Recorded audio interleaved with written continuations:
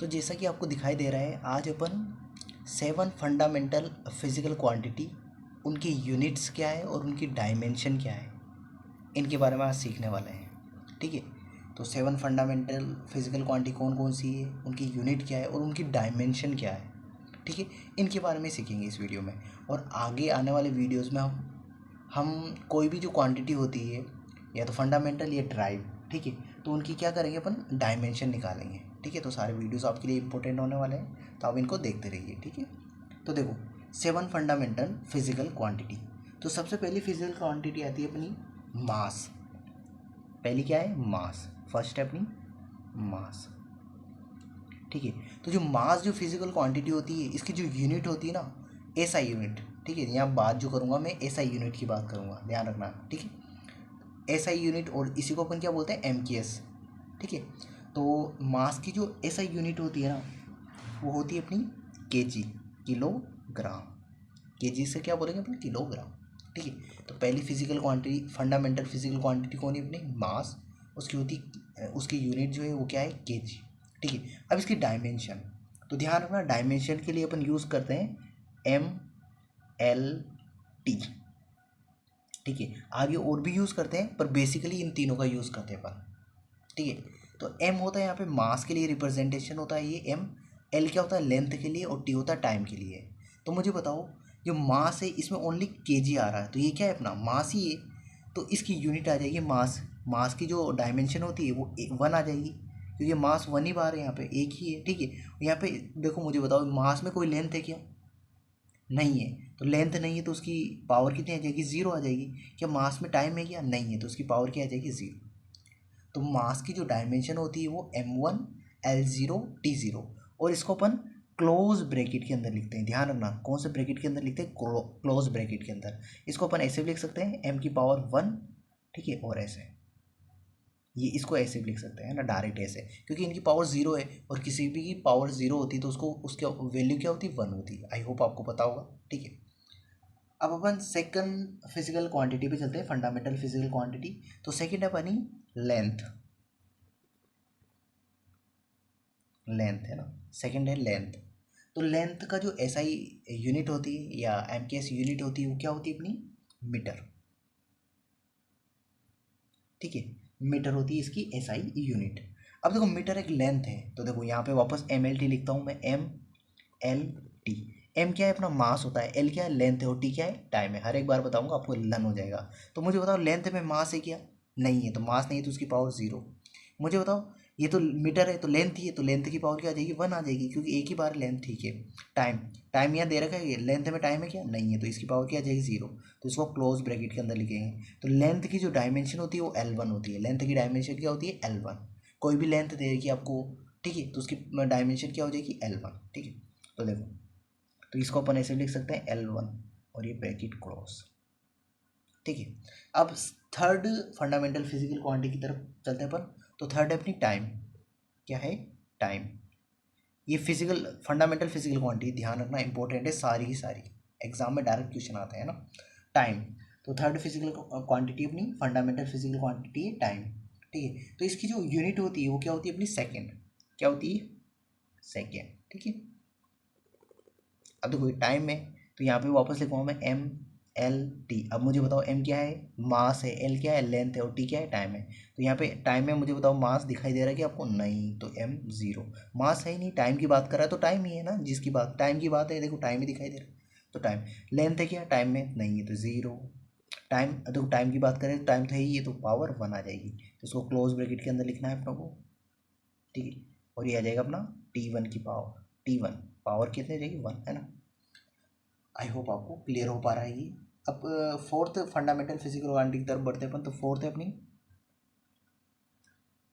Current. ठीक है, current. अब जो करंट है ना, इसकी जो यूनिट होती है, एसआई यूनिट बोल दो आप, एमकेएस यूनिट बोल दो, तो ये होती है इसकी एम्पियर। क्या होती है, एम्पियर। ठीक है, अब देखो वापस एम एल टी, ये एम, ये एल और टी। तो देखो ध्यान रखना, करंट में ना तो मास होता है, ना लेंथ होती है, ना टाइम होता है। तो इसका अपन इसको कैसे रिप्रेजेंट करें डायमेंशन में, तो ध्यान रखना, इसकी डायमेंशन होती है अपनी, करंट को लिखिएगा अपन आई से लिख दें या ए से लिख दें, एम्पियर से, तो एम्पियर की पावर 1 बोल दें इसको, ठीक है। करंट को क्या बोलते हैं, एम्पियर। तो ऐसे ब्रैकेट करके, तो ध्यान रखना करंट में ना तो क्या होता है, मास भी नहीं होता है, ना लेंथ होती है, ना टाइम होता है। तो इसको कैसे रिप्रेजेंट करेंगे, ए से रिप्रेजेंट करेंगे एम्पियर से। करंट को किससे रिप्रेजेंट करेंगे, ए से, एम्पियर हो जाएगा अपना। आई होप क्लियर हो पा रहा है आपको, ठीक है। तो इसको अपन लिखेंगे ए की पावर 1 और ये क्लोज ब्रैकेट में, ठीक है। अब अपन आगे चलते हैं अपन। तो अगली ये फंडामेंटल फिजिकल क्वांटिटी अपनी 5, वो है अपनी टेम्परेचर। क्या है, टेम्परेचर, ठीक है। तो लिख रहा हूँ मैं,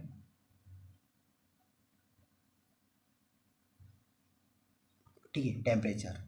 अब जो टेम्परेचर की जो ऐसा यूनिट होती है वो होती है अपनी केल्विन। क्या होती है, केल्विन, ठीक है। इसी को अपन MKS यूनिट भी बोलते हैं, तो केल्विन लिख रहा हूँ, ठीक है। तो एक केल्विन। अब देखो वापस MLT।